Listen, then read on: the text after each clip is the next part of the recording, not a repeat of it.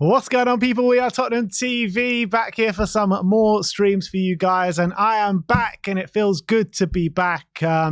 We did draw 2-2 with Man United, but apart from that, not missed much, have I? Two signings, an Arsenal implosion.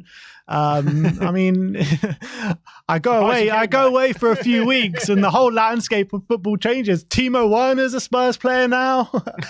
We got a new centre back that's of high quality. I mean, what is going on? If you'd have woken up, if you'd have not seen anything and just come like, what have I walked into?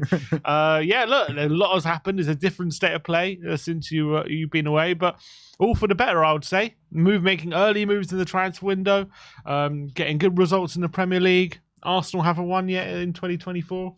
That's what dreams are made of. It's happy days. I mean, obviously, if you don't know, I was off because my wife gave birth to our son named Joshua. So big shout out to him for the first time on the channel. And since he was born, Arsenal haven't won a game. So I think he's a bit of a good luck charm, I would say. Take that as you will. So they're never going to win a game ever again, apparently. Exactly. But look, we got a lot to talk about today. Where shall we start? Shall we start the transfer news, Tottenham update? Yeah, we'll start with that. All right, let's start off with a Tottenham update, and let's go in, and we're going to start talking about Sergio Reguilón up first. As Simon Jones from the Mail says that many clubs have reportedly shown interest in Tottenham's Reguilón, with Brentford most keen, and the Bees have even held talks, it has been claimed. And L'Equipe reports out of France saying Reguilón has agreed to join Brentford on loan. And I, for one, I want to make it as hard as possible for Brentford to sign Reguilón, to be honest. As much as I would like to see Reguilón move on, because I don't think he has a space in this squad, Brentford in particular, for their antics in the summer of what they did for us with David Ray, yes, I know it worked out better for us in the long run, where we are right now, and I'm very happy with Vicario. But for them to keep rejecting our bids and then bend over backwards to help Arsenal, I want to do everything in our power to make it as hard as possible for Reguilón to go to Brentford. In terms of the move itself, it does make sense. Obviously, Brentford have Rico Henry out for the season. They're in need of a left back. I actually think he would really suit the way Brentford play, because he's got pace. He can really get up that left hand side if they play a back three. I think he could help them. I think they'll be hard pressed to get a better left back than Reguilón on the market right now for anything they can afford. But 100%, I think Levy should definitely be using his negotiation powers to make it as difficult for Brentford, because they did us no favours in the summer, and then they ended up doing Arsenal a favour by agreeing to a lesser fee and agreeing to a structure of the deal to massively benefit them as well. So that was really frustrating at the time, and I didn't quite understand why Brentford were making it very difficult for us, yet it seemed to be bending over Arsenal. So 100%, make them pay for it, and if they don't know, if they end up walking away, we'll give them someone else. I don't mind. Yeah, if someone else will take him. I mean, there has been rumours of maybe like a Dortmund interested in him, but yeah, look, I think as much as joking aside, I think the more chance of him going out of the club, and any suitors, I think we'd just be open to any offers, to be honest, because it's not looking like his career is progressing as much as he would have liked. You know, you cast your mind back to when we signed him, one of the most sought after left backs in European football. It's actually mad to see how his career has gone since then. Yeah, now people walking, like, not even jumping at the chance of getting him on loan. Like, he's struggling to find clubs, so he needs to find somewhere to get his career back on track. And I don't even know if Brentford's that place, like, long term, because when Rico Henry comes back, I don't know if Reguilón will be starting regularly. But I think a loan deal in the Premier League for a team where the pressure's off him a bit, the standards aren't as high, maybe that'll benefit him. Yeah.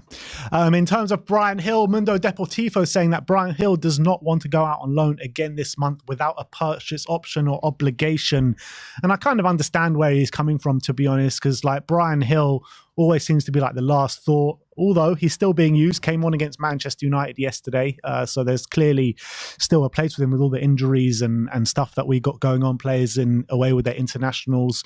So look, Bryan Hill needs to find a home somewhere, and he's not going to find a home somewhere with just going out on loan with no option or obligation to buy.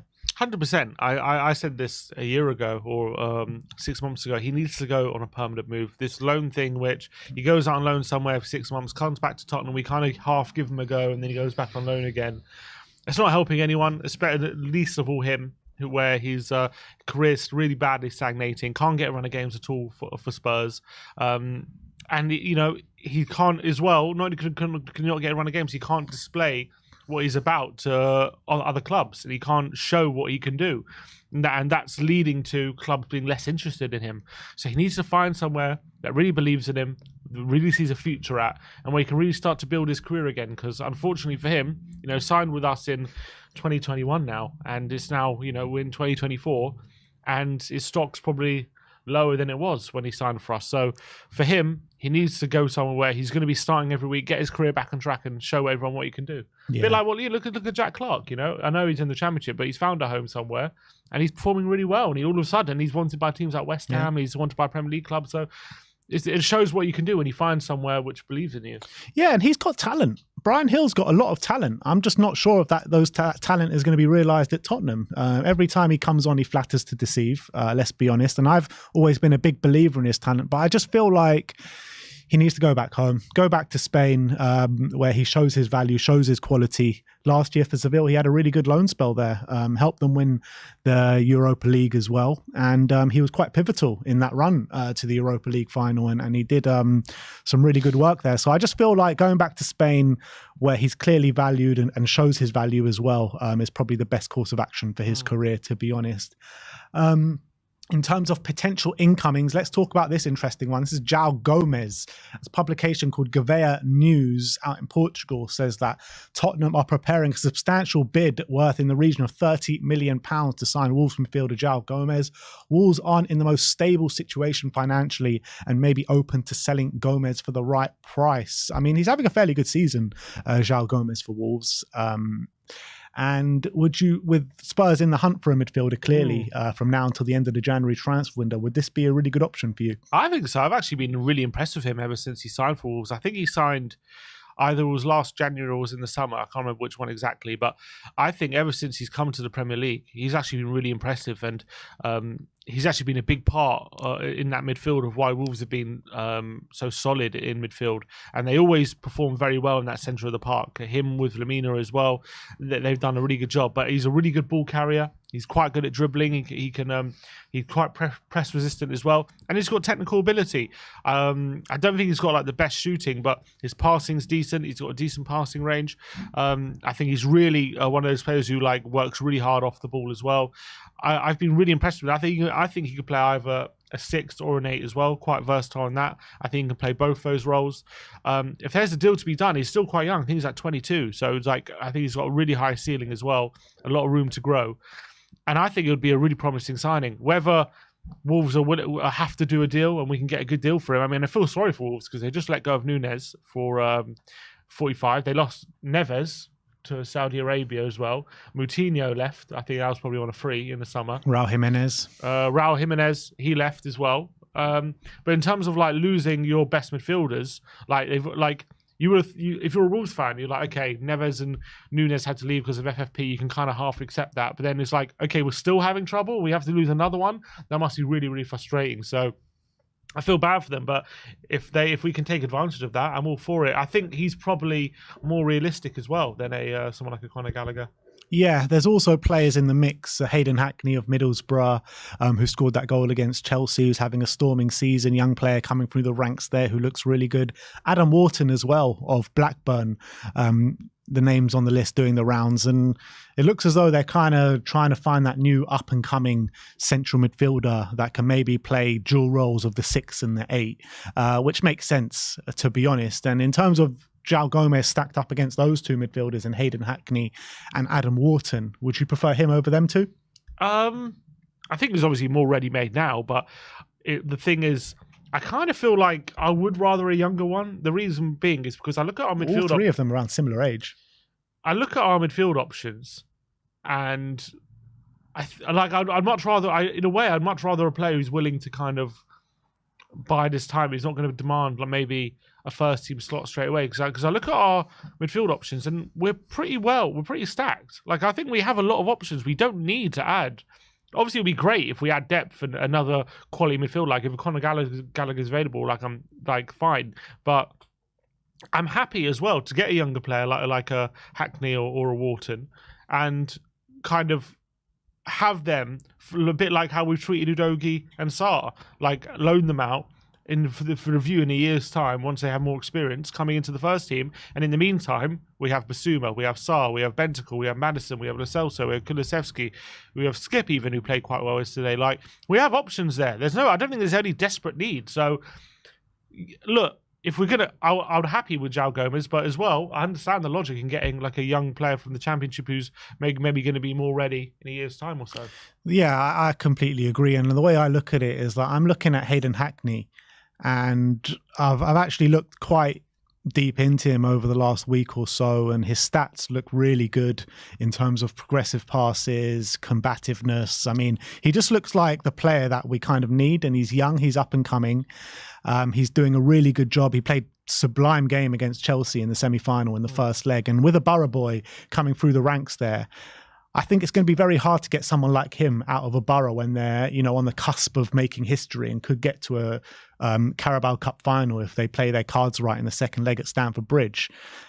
And I don't think he would want to move out of that. He would want to move himself out of that when he's a Borough boy and coming through the ranks there. Well, you could sign him and loan him back. That's kind of what I was coming to. And I think, like, if we could sign him and loan him back for the rest of the season, or even make a move for him late in the window, maybe if they do go out to Chelsea in the second leg, maybe we could convince him, more chance of us convincing him if they are out of the cup, because they're not doing too great in the league. And I think he would want to stay just to make that history in the Carabao Cup. So Hayden Hackney would be my first choice in terms of a young and up and coming midfielder. João Gomez, I think 30 million. I don't think you get him for 30 million. I think he'll be a lot more than that, to be honest. Yeah. So are Spurs really going to splash the cash out of 40, 50 million for someone like João Gomez? Conor Gallagher's going to cost in that ballpark figure as well. Will Chelsea eventually actually deal with us? I question that as well. So I think Hayden Hackney and Adam Wharton are probably more realistic, to be honest, at this point. Probably. And I agree with that. I think we should just go for whoever's like more desperate to come and sees Spurs as their future, and not just someone who's coming because their club's in a financial trouble or something. I don't know. I just feel like we're in a good position midfield. There's no need to panic on any midfielder.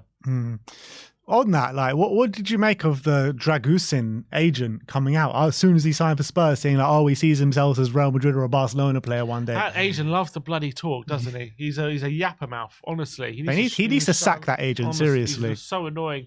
It's not, his agent has got him in a lot of trouble, it feels. I feel like his agent wanted him to go to Bayern, like, by what he was saying. So it doesn't surprise me that he's saying all this rubbish. But why say it as soon as he's like on the day he signs for Tottenham, he's saying all that stuff? It's absolutely ridiculous, and it's not a way to ingratiate yourself to a new club. I don't think he speaks for Radu, and I think that's shown by. I reckon the agent was pushing the Bayern thing, and he's like, I reckon that's why Bayern bid late on. I reckon the agent was sort of like saying, look, if you bid and give him more wages, he'll go to you. And I reckon Radu put his foot down saying, no, I want to go to Spurs. And I think his agent doesn't talk for him. Apparently he rejected around double the wages that he was offered at Bayern. So big up to Radu Dragusin. It was good to see him make his debut yesterday. But let's move on and talk about big Dom Solanke of Bournemouth. Football Insider saying that Tottenham have been told a summer move for Dominic Solanke will cost over £50 million, which kind of makes sense with the amount of goals he's scoring this season. Would you like to see Solanke come in for over £50 million? I don't know. I like him. I do like Solanke. I think he's last season even, I thought he was playing well without maybe getting the goals he deserved. But this season, he's really stepped up his output, and he's showing he can really play at this level. He's physically strong, good in the air. He's really developed his finishing. I do really like him. Would I spend 50 million? I don't know if it's necessary to do that. I think you're paying a really high English tax for that, Solanke. And I don't know what kind of second half of the season he's going to have, if he's going to keep on his goal-scoring form. Is he that much better than Richarlison? I think he's like... Like, is it worth moving all the goalposts just to sign him? Because if you sign him, surely that means that Richarlison's going to make way for him. Yeah, you would think so. You'd have to sign him because you're not fully in belief of Richarlison. That's the reality. Do I think he's better than Richarlison? I think he's playing better than Richarlison, even though Richarlison's in form. I still think Solanke's playing better than him. I do think he's better. I think he's a bit more physical. He's a bit stronger. I think he's like, I know Richarlison did a great job yesterday holding the ball up and all that, but I do think Solanke's better at all that stuff. And I think Solanke's better in the air, even though Richarlison's good in the air.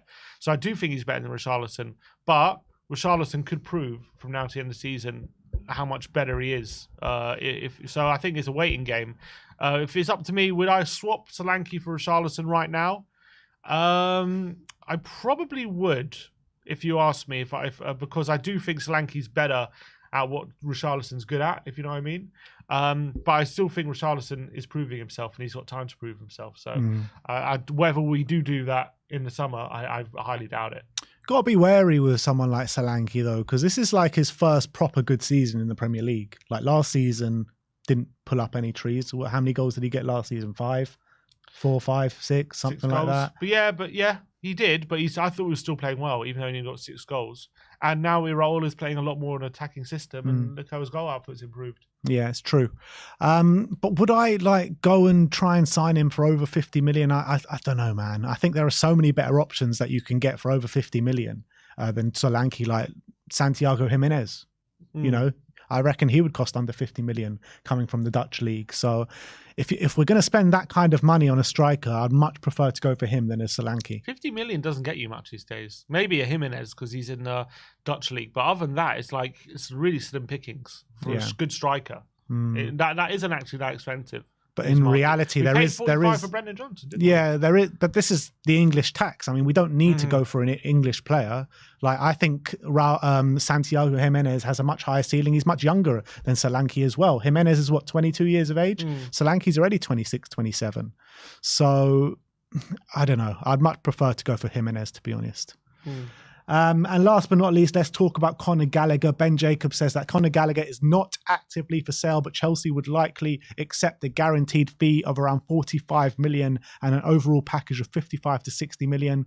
Tottenham are now expected to focus on signing a central midfielder and are yet to discount a move for Gallagher. However, they do not want to pay above 35 million in the summer. Well, that ain't going to happen then. Yeah. So he's very important to Chelsea. He's at the moment with James out. He's been their captain for pretty much the whole season. Starts every game. He's usually one of their better players. So there's no reason for them, unless they're that desperate on the FFP thing, that they just have to get him out. His contract is running down, though, but surely, like, why are we the only ones in for him? Wouldn't other teams be in for him for that sort of price, you would think? Like, if we're only prepared to go to 35, surely there's a club out there that's willing to go to 45 or whatever, or 55. So, yeah, his contract is running down. That's a good point. So maybe that adds an air of desperation as well if he can't agree a deal. But I don't know. I don't think we're going to get him for 35. Maybe in the summer, if there's really no other option and he's not going to sign a deal and no other teams are in for him, maybe they might be desperate. But I think that's a very specific set of circumstances. Yeah. I like Conor Gallagher. I think he would fit to what we're doing so well. I just can't see this being a deal that's going to happen. Chelsea, Spurs doing business together for Chelsea's best player and captain at the moment.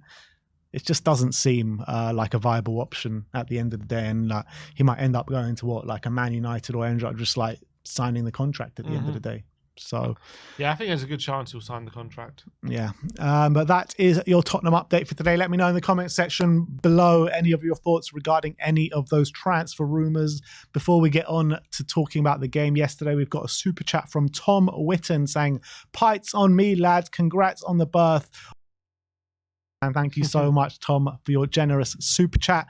And thank you for your congratulations as well. When's his first game? Everyone's wondering. That's the question. Yeah, Project Kane is underway. Don't you worry about that, guys.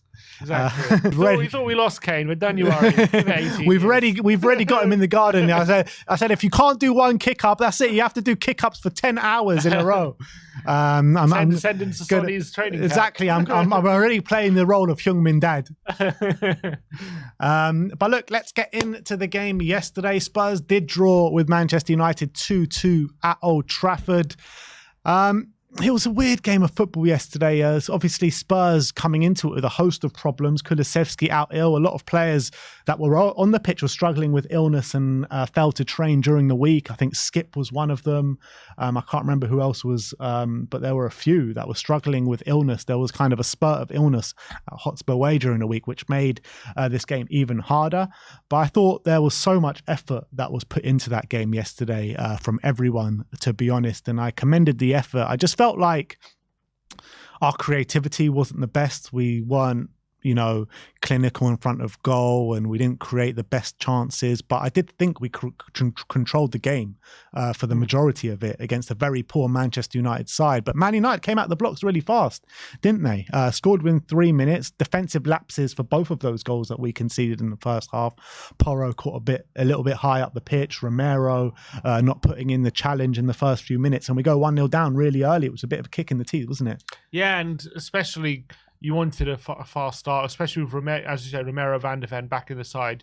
You wanted them to kind of ease into the game. You didn't want to have us under pressure so early on. It was a very big game if we could go get the win, and it puts us in a really great position. So, especially all the problems we were having, to go 1-0 down so early was the last thing we needed. But to be fair to the lads, they responded really, really well. I thought they responded to going down really well, but I think United, to be fair to them, in that opening, I would say in the opening, half an hour or so, they were exploiting those wide areas really, really ruthlessly. Rashford, they just kept playing Rashford in every time because they know what Porro is going to do. He's going to cut inside. He's going to play that inverted fullback role, and they were ready for that. And every time they hit a quick every time we lost the ball, they hit a quick transition into Rashford, and it put us in trouble. And they definitely made us pay, but we did respond to it well, and you got to give Spurs credit, because it was whatever you want to say about Man United at home. I know they've had some bad results. They lost 3-0 to Bournemouth, but they beat Villa recently. They're not easy to play against. 2-0 down as well. Yeah. They're not easy to play against. So as well, how Man United like to play. They like to play on the transition, on the counter. So going 1-0 up, you're thinking, they're just going to sit back, and is it going to be really, really difficult for us now to break them down? But we did respond well, and we didn't make it easy for them at all. Yeah, and we still missing so many players, and so many players were heavily missed yesterday. Kulusevski was heavily missed. Maddison was heavily missed. Heung-min Son was heavily missed. Pape Sarr, whenever he's not in that midfield, it just doesn't seem the same, to be honest. And we haven't seemed to replicate Ange ball properly without Sarr in the midfield, in my opinion. But where we looked really dangerous yesterday was set pieces from the corners, which showed from the first goal, obviously, with RICHARLISON getting on the end of Pedro Porro's corner. But every single corner that we put in yesterday, Pedro Porro delivered to perfection, to be honest. I thought he was so dangerous yesterday, Pedro Porro. Look, in the first half an hour, defensively, maybe a little bit all over the place, or, found wanting a little bit. But on the ball, Pedro Porro yesterday was just insane. He really was. Everything that we were doing good going forward, he was central to. Well, it's no surprise to me, because you look at the team, and as you said it, no Maddison, no Lo Celso, no Kulusevski, no Son. That's literally every ounce of creativity we have in the 25-man squad, literally stripped of that team. If you literally point our most creative players, those are our top four, in the team. So if you strip that away, who's left? And it is Porro. He's the only one left who is creative, who can do an inch-perfect pass from a deep position, who can lay it on a plate for a striker. And it's no surprise to me that he was the one we looked to create things yesterday. It's no surprise as well that where we were getting most joy was from set pieces, because when we came up in open play against set defences, a set defence from Man United, it was very difficult for us to pick that lock unless we were playing it very quickly and we were able to find that space and in a quick transition.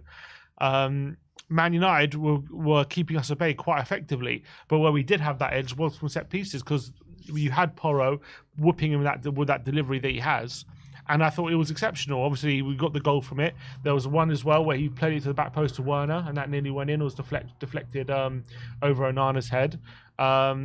There was one cleared off the line. I think Dalot cleared one off the line as well. And then, obviously, we got the goal. And that was good reward, I thought, for a really good response. And Porro was absolutely central to that.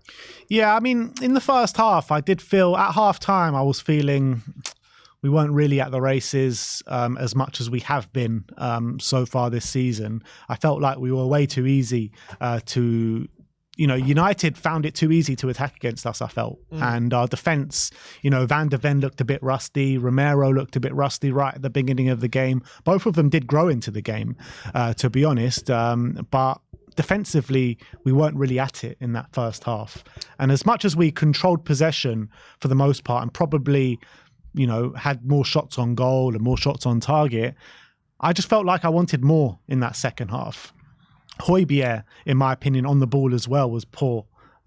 He kept giving the ball away consistently time and time again, although he was good off the ball, to be honest, and he was putting himself about.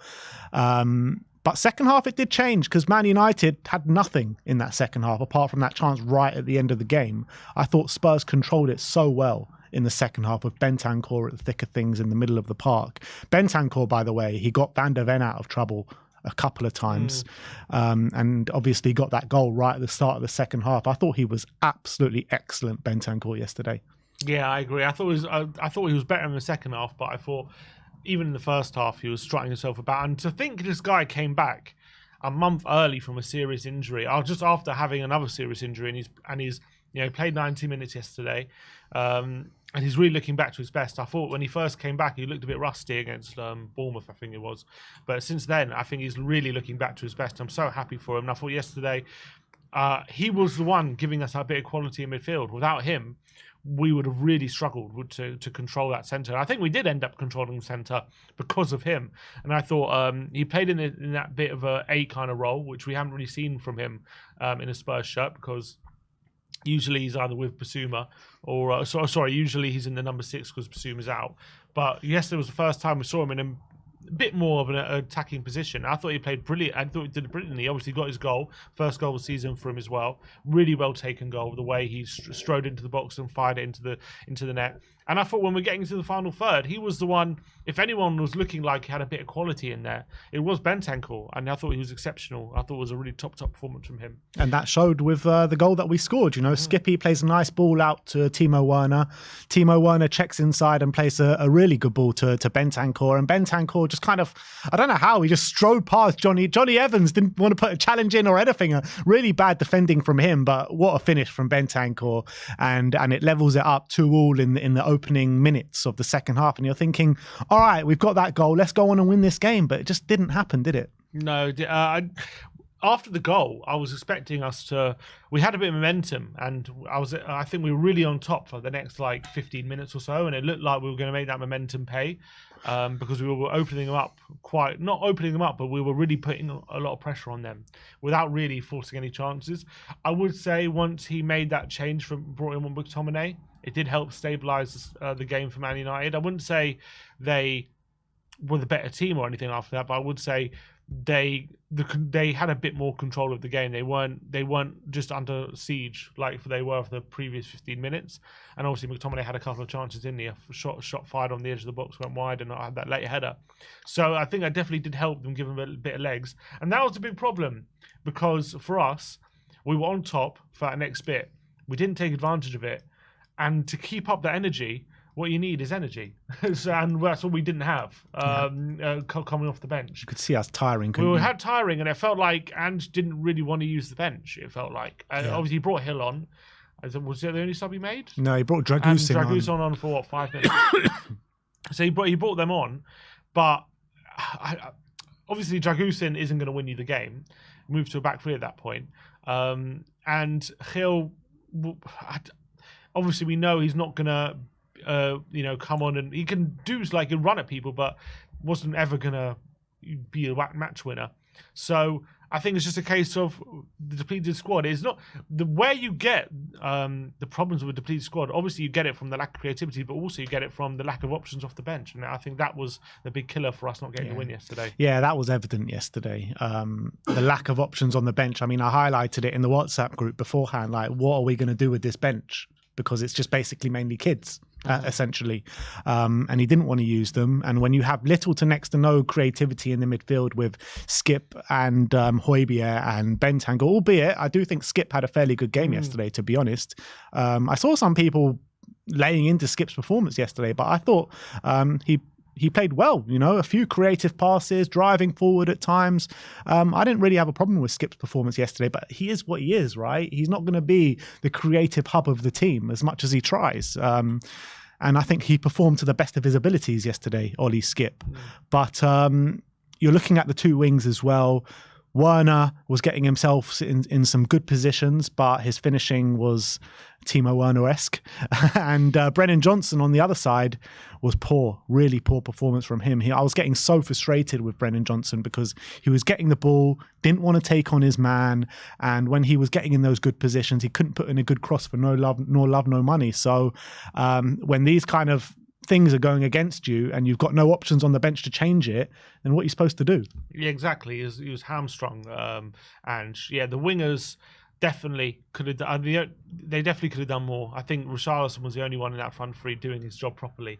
I think Werner, for a first start, and I think I saw some good things, and I thought definitely he was getting good positions, and that was really promising. And he was getting to the byline a few times. Obviously, he got an assist as well on his, which was a good pass, and it was he set up Bentacle well. So fair play to him. But yeah, Johnson, very much frustrating. I think his final ball was atrocious pretty much throughout the whole. Every time it was either overhitting it or went straight to Onana. Wasn't able to even just make the defenders work. Even if the cross is going to be blocked away from the defender, make the defender do the work. Don't do it for them, which I felt like he did. Every time it was overhit, near no one. Who knows? You put it across the face of the goal in a dangerous area, maybe you force an own goal or something, but it wasn't. You couldn't even do that. It was just horrific final ball, which was really upsetting because he's coming in for a lot of criticism. You got to understand he's still quite a raw player. He's still young, and it's very early in his Spurs career, so I think people need to cut him some slack, but you also need to admit he had a bad game, and I am willing to admit that. But people getting on him like he's a waste of money, why do we buy him, all this kind of stuff, like, needs to chill out with that. I think we how many times we've seen Spurs players have difficult starts and then start to turn it around, and I'm sure he can do that. I hate seeing like all this hate and negativity being thrown his way. Yeah, he had a poor game, and yeah, he's struggling a little bit at the moment, but you can see quality there. You can see clearly sheer pace. He's got a number of assists and a goal or two. How many goals has he scored? One or two? One goal. 5 assists, I think. You know what I mean? That's not a terrible return.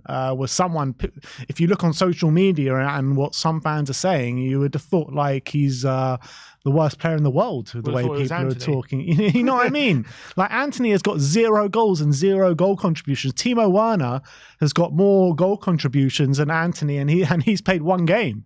So I think you're right. I think people do need to cut Brennan Johnson some slack. I like Brennan, and I think he will come good eventually. We just need to keep persisting with him. Ange seems to really like him.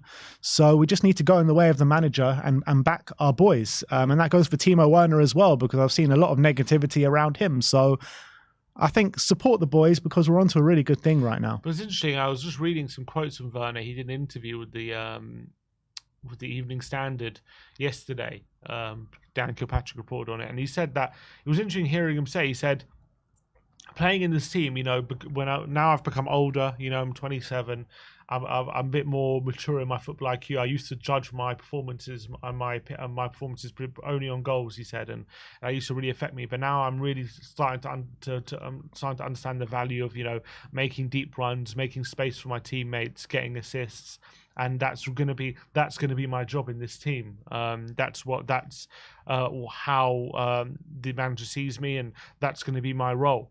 And it encouraged me because he's becoming more self-aware, and obviously he did get an assist yesterday, so clearly he can do it, and I'm sure he can be creative, but that's never been Werner's biggest asset. So that does worry me a bit, like if that's what we brought him in to do, because that's never been his strength. Has never been his chance created and assisting. Now maybe we can find something that maybe other managers haven't been able to unlock in him, and that might be it. But I'm just saying, if I was coming into this, just objectively looking at Werner as a player, throughout his career, his biggest strength has been his goal threat wherever he's been. Like he's never been a guy. I think that at Chelsea he did get a few assists, but he's never been a guy who's like you look at and think this guy can create loads of chances and he's going to lay it on a plate for his teammates all the time, and that's what he's good at. So it'll be interesting to see what Ange is going to unlock in him. He said, look, I'm still going to try to score as many goals as possible. That's still part of my role, but my main role is I'm going to get an assist. So it is interesting for him to say, because you would have thought, I always thought anyway, his best position for me, I think he's always played his best football for me down the centre, where he's been running in behind and scoring. But maybe he's looking at it now in a different part of his career. He's looking at, playing in a different way. Yeah, but since that first stint at Leipzig, it's gone all wrong for Timo Werner in every facet possible. Not good at Chelsea, to be honest, as much as the Chelsea fans were backing him right till the end. At Leipzig now, he played quite a bit of football last year, but this season he's seen 20 minutes or like half an hour of football in the whole season. So I think we got to trust in Ange to see the values that he does have and see where he best fits in the system. And I trust Ange to do that 100%. But because it's gone so wrong for Timo for so long, it's sometimes players need to reinvent themselves, and maybe that's what we're seeing right now. Yeah, and it was a promising debut. Look, don't get me wrong. I think no one can say he was unbelievable or it was incredible, but he was solid. Considering it was his first start, how many he's had? One training session, 2 training sessions, and he already looked a threat. He already was doing things. I can see that clearly he was getting up to speed with what Ange wants. So that was promising. It wasn't amazing, but it was promising. Yeah, but I did get the feeling with some of the chances that Werner has had, if Sonny was in those positions, we'd be talking about 3 points today. Yeah, and that's why Son's a world-class player. Yeah. Another player who I want to talk about is Destiny Udogie. Yesterday, I thought he was absolute class. Didn't see Garnacho for the whole game, pretty much. He locked down Garnacho like I haven't seen anyone lock down Garnacho recently, because he's been in really good form for Man United. He's been a threat in every single game, and probably Man United's biggest threat this season, and definitely over the last month or so. So for Destiny to really lock down Garnacho like he did yesterday, not give him one sort of any sniff throughout the game, and be a threat defensively and be a threat offensively, I thought he was brilliant. Yeah, it's mad how you look at Destiny, how much time he spent in Man United's half, and yet he literally had Garnacho on lockdown. Garnacho just couldn't get anything out of him, which was so impressive. He's just so strong, so quick. And I just love watching him bully wingers off the ball. They just can't get any spare change out of him. And then as well, he has that confidence to be a threat in going the other way. And I thought he helped Timo on some occasions. He was obviously he's getting much better. He's always been good on the ball, but he's getting much better with his passing and everything like that. Even though he started at a good base during the season, I thought he had a phenomenal performance. I thought Garnacho will just be happy that game was over, I think. Yeah. Look, you do get the feeling it's a bit of a missed opportunity yesterday with how poor maybe Man United were, especially in the second half, and how much possession we had. We didn't make the most out of the possession that we did have. So for me, after the game yesterday, I was a bit disappointed that we didn't take all 3 points, because as much as 2-2, maybe a draw in terms of chances created was probably a fair reflection on the game, I felt like we could have done a bit more in the game yesterday, and I was a bit disappointed that we didn't take the 3 points. I think, look, Man United haven't been doing well this season. We've been playing really well. So I think we're going into, I don't think we were favourites going into it, but going into it, you would have expected, if we can play the way we have been, we can definitely win that game. And, how that game panned out, we were playing the better football. We were the ones on top and putting the moves together. Some of our build-up play, again, exceptional. You just marvel at it sometimes, the way we break opposition's press, especially when we're really getting into the flow of the game. And sometimes it takes us a while to settle, but once we do settle, we can be flying, and that's where we were yesterday. But for me, I just think the circumstances were the reason, Yeah. It was clear to see. I think it was clear to see what we were missing. And it was clear to see what could have won us the game. It was the creativity or options off the bench to change things up. I thought Brendan was getting tired, but there weren't many options to change him for. Werner probably lacking a bit of match practice, so he only lasted 65 minutes. He was just hamstrung with what he had to do. So under the circumstances, I think most other years we lose that game. Yeah, 100%. We don't get anything from it. So to come away with a 2-2 draw, considering the way we played, is a bit disappointing, but I think it's one that I can accept. And I think it's one that shows to me that we're still on the right track. And it definitely shows to me, again, the character of the team, coming back from behind twice. And especially in this kind of game, when you're lacking those players who are creative and going to open up the opposition, the last thing you want to do is give them the lead. And we did that twice, and yet we still came back. So that shows to me that whatever team we put out, whatever state we're in, we're always going to give the opposition a game. And that's what that showed me. And that's why I'm proud. And you got to give credit to Ange and the players for never using excuses. Never using excuses of these injuries. It's always about what we have, what we're doing on the football pitch, playing the right way of football. And it's so easy. It would be so easy for Ange to use these excuses of why we're not winning these games because of injuries and all this kind of stuff, where that's the reality. Because if we don't have those injuries yesterday, we win the game. If we don't have those injuries of that run that we lost all those games, we go and win that game. We go and win the majority of those games and we'd be sitting top of the league now. So it's actually frightening to think about how good this team can get when all our players are back together, if our players ever get back together. Yeah. Because I genuinely think that Spurs with a full strength team this season would be top of the league right now and we'd be talking about title race. Yeah, and I think that's the frustrating thing. With obviously we'll never know now, but I think it's just logical when you look at how we've performed with these players missing, and we've still played relatively good level of performance, and we've even in tough games like Man City away and yesterday, even in really difficult games, we've really gave a good account of ourselves and come away with something more often than not.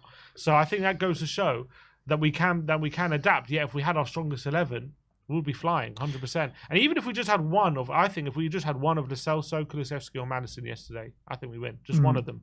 Yeah, I think we would have won. Even just Son for Werner, we probably would have won, in my opinion. But you cast your mind back to the Nuno days, the Conte days, the Jose Mourinho days, One player out injured, they're starting to make excuses. And not Nuno, because he wasn't here for long enough, but definitely Conte or Mourinho, When we used to have big players out under them, they used to just throw in the towel, being like, oh, we can't do this. Play just completely goes out the window. Now half of our first choice 11 are out. No excuses, still trying to play the way that he wants to play and doing it to our high level and 100%. Sitting where we are right now. So I can't give enough credit to Ange Postecoglou, to be honest. He has completely changed the face of this football club. But there's one thing about that chance that we conceded right at the end with McTominay. We were fractions away to losing that game, to be honest. And it's a bit of a worrying sign because that's 2 games in a row now where that's happened. Burnley game, where we nearly conceded right at that end. That could have taken that to a replay. And now again against Manchester United, where we concede that chance right at the end, where we could have lost that game. So he needs to make sure that his team is focusing right until the end of games. 100%, something to think about. And that's exactly what Vicario said. He was talking to Session about, interestingly enough. He said that he lost concentration from that set piece right at the end, and it could have cost us. I haven't watched that chance back in detail. I haven't really looked at who was at fault. But obviously, we were playing a 3 at the back at that time. So how we have 3 centre backs here, McTominay gets a free header, is perplexing. But look, I'm just going to put it down to Van de Ven was a bit rusty. Oh, and he had cramp as well. He was off by then, I think. He went off. Romero first came back in as well. Ange admitting that Romero probably came back a couple of weeks too early, but he was just so desperate to help his team, he came back. He didn't train once, apparently. I think he said he was part of the training on the last. He had 1 day. One training session. Dragusin has had 1 training session with his teammates. Emerson obviously playing centre-back. We know he's not great there.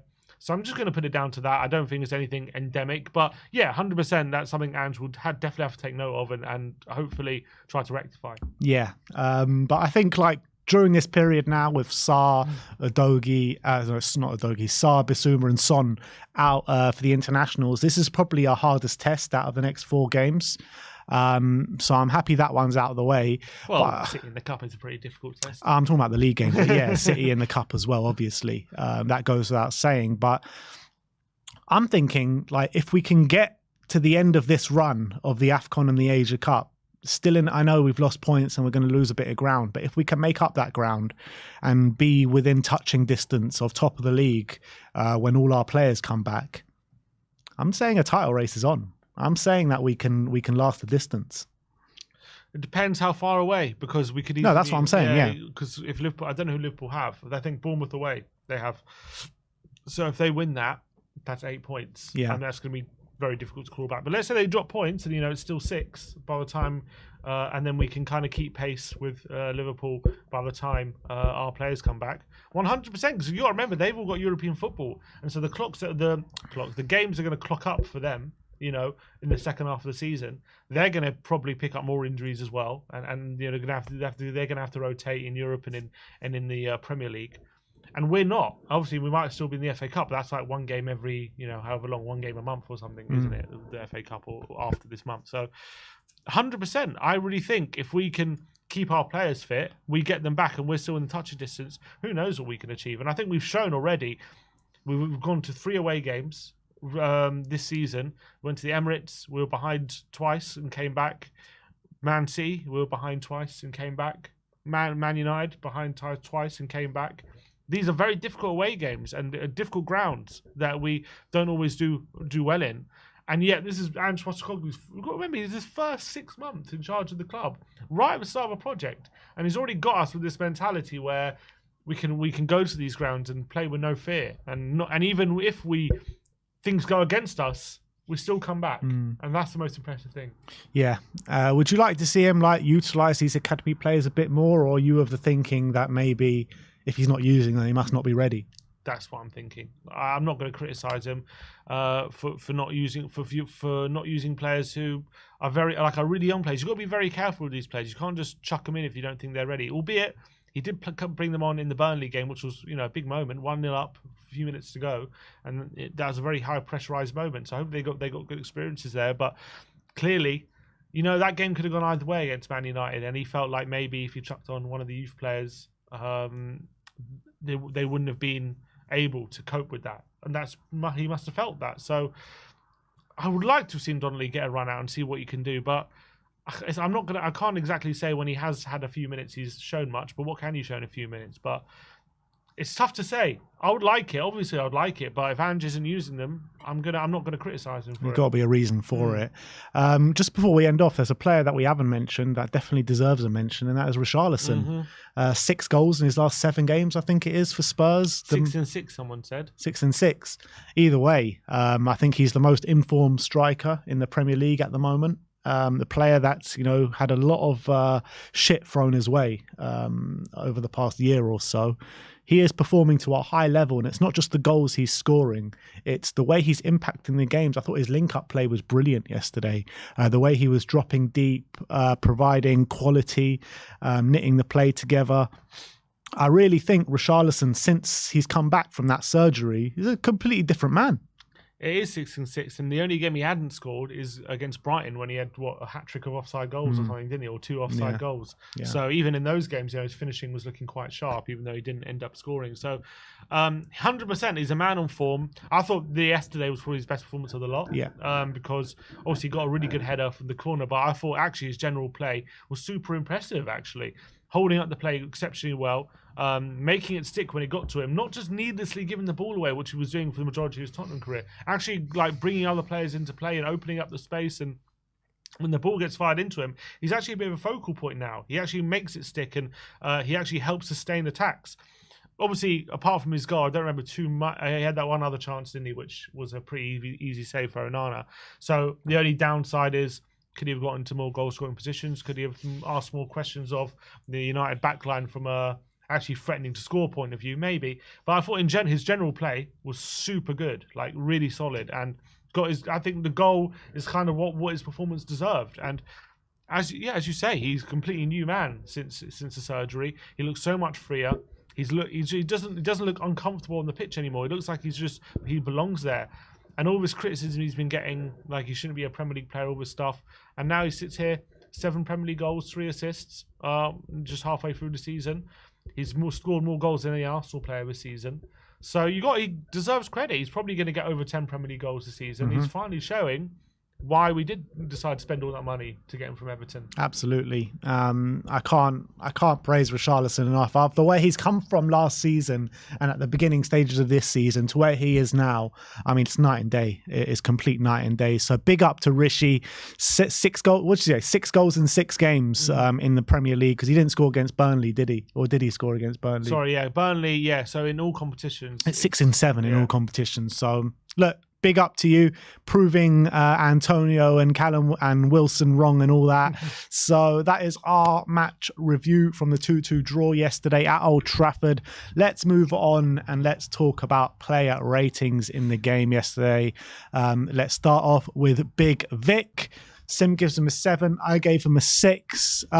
In terms of Vicario, the 2 goals that we did concede, I don't think he could have saved. I think they were brilliant finishes, to be honest. I don't think any goalkeeper's saving those shots. And those are the only 2 shots he faced, I think, in the whole game.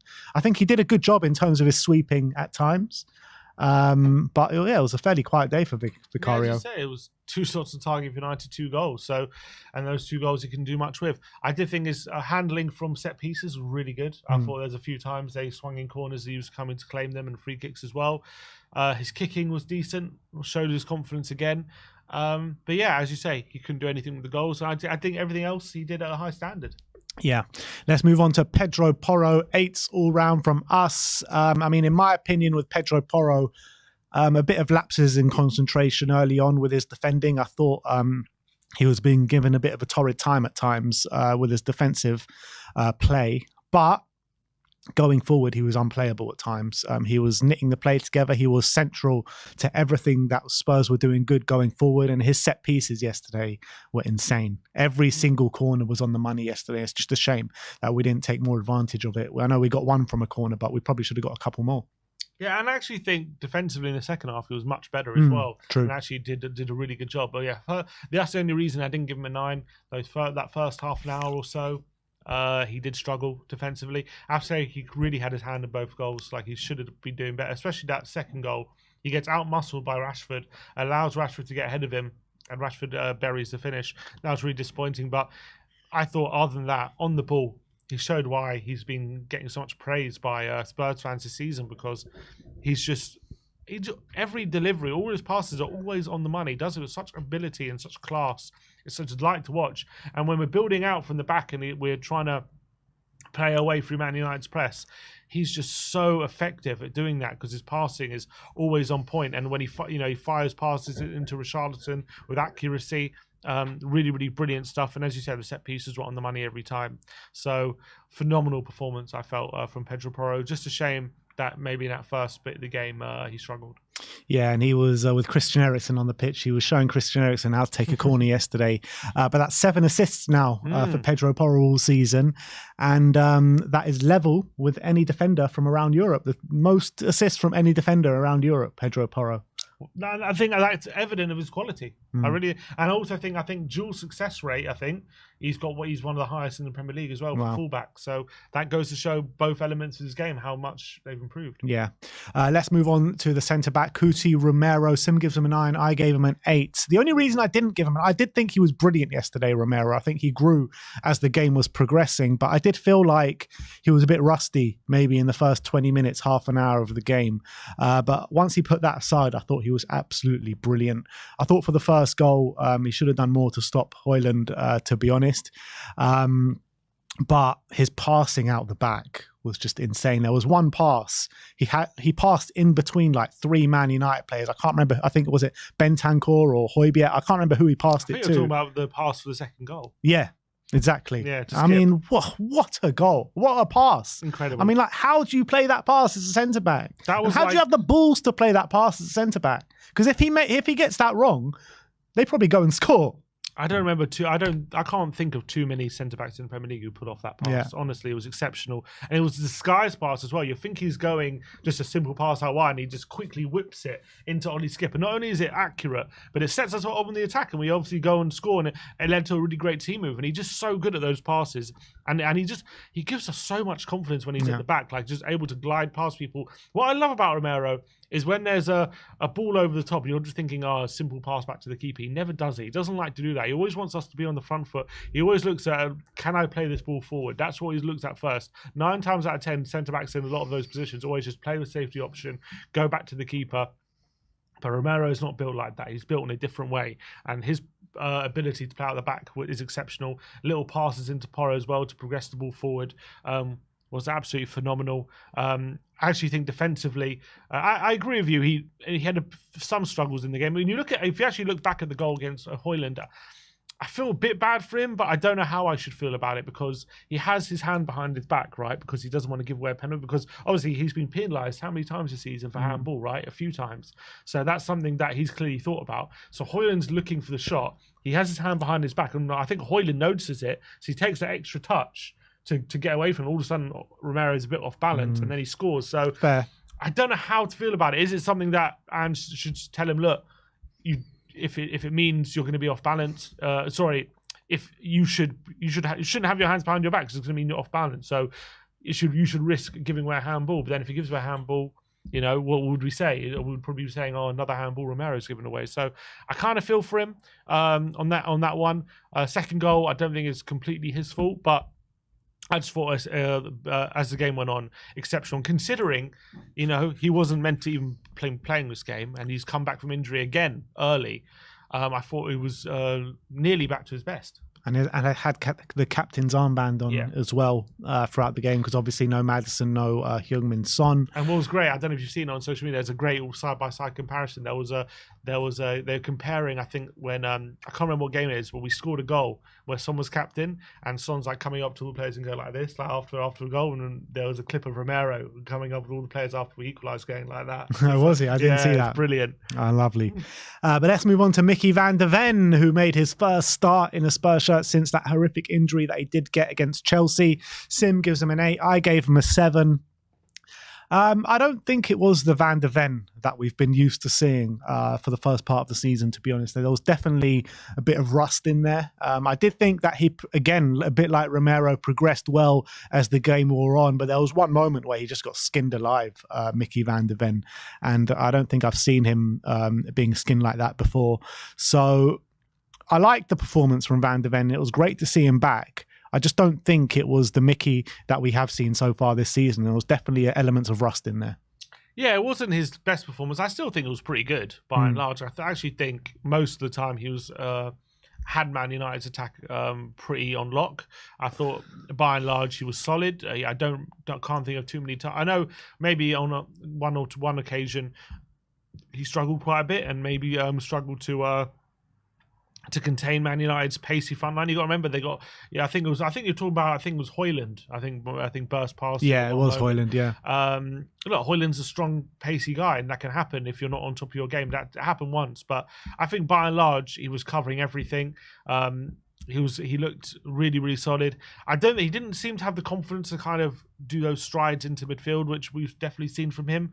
But I think by and large, in terms of defensively, in terms of his first game back after 3 months, still look pretty solid, and he's only going to get better. Absolutely. And I think as a starting point, for him to come back from such a long injury is very positive, in my opinion. But let's move on to Destiny Udogie. 8 all round for Destiny.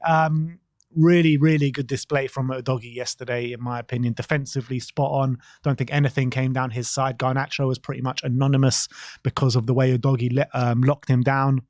And going forward as well, I mean, he just always seemed to be an option when we were attacking, to be honest. And I really enjoyed that performance from Destiny yesterday. Yeah, I thought Udogie really, Garnacho really struggled to get anything out of him. I thought every time he's like running back and in getting back in position and using his physical attributes to get himself out of trouble, he did so immaculately.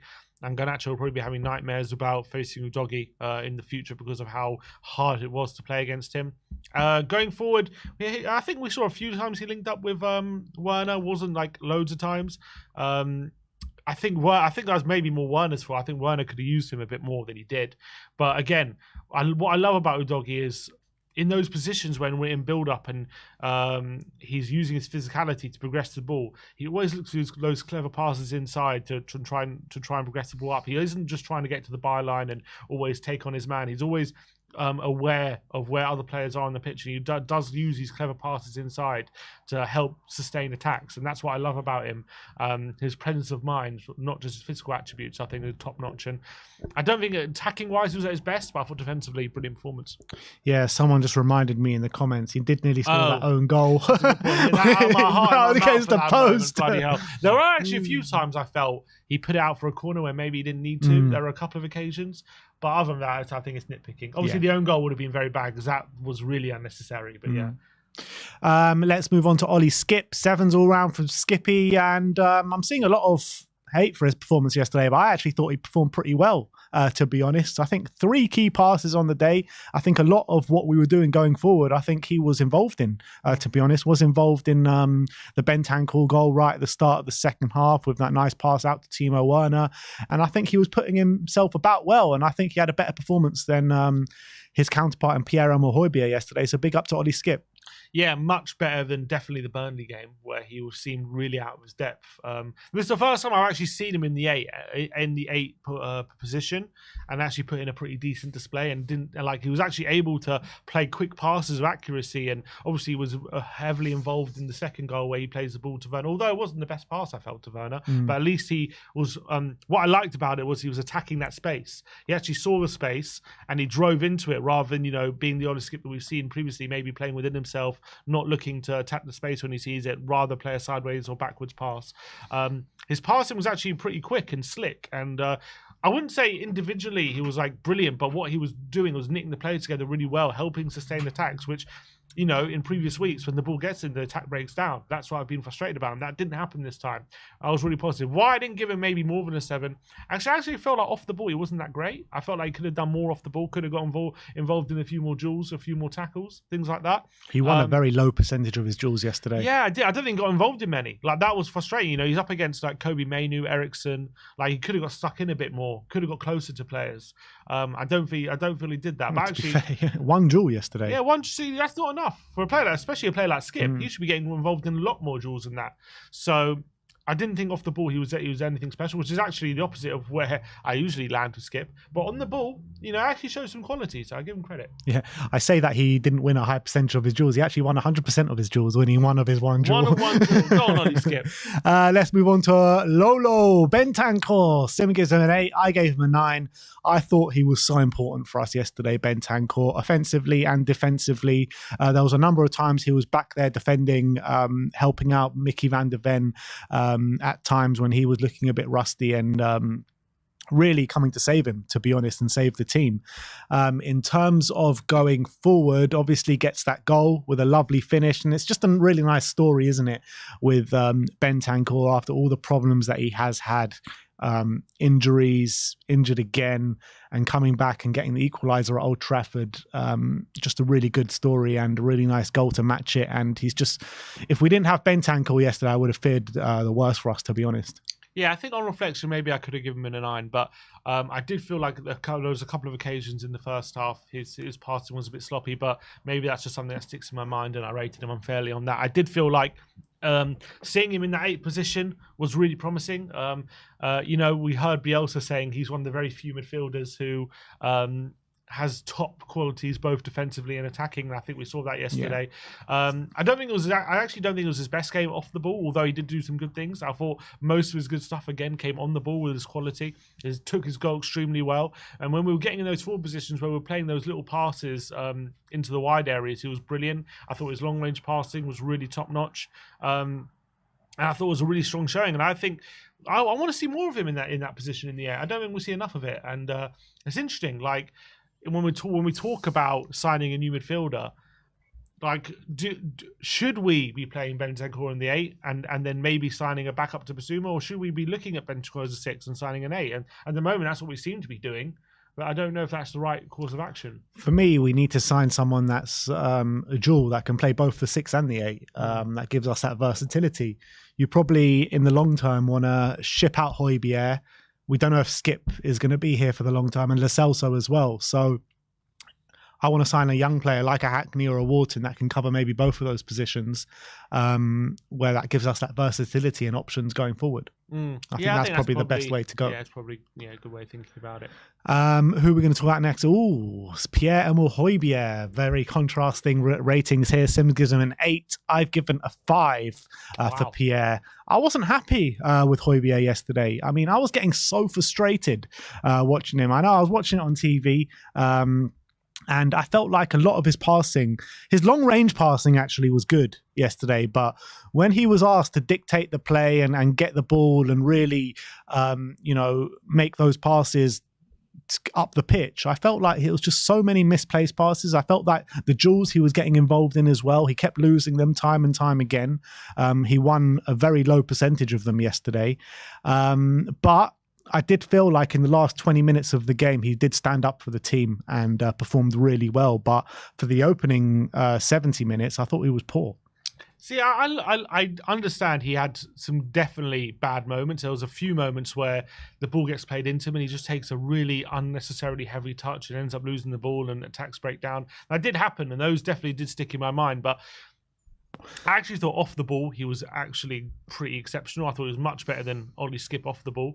That's mainly where his rating comes. I thought he was actually putting himself about really effectively, getting stuck in a lot more and stopping Man United from, because you look how effective they were in those counters in the first first 30 minutes or so. And I thought they really stopped that because Højbjerg was doing such great work and making sure he was closing them down, not letting them make those quick passes and stopping it sort of helping us retain possession.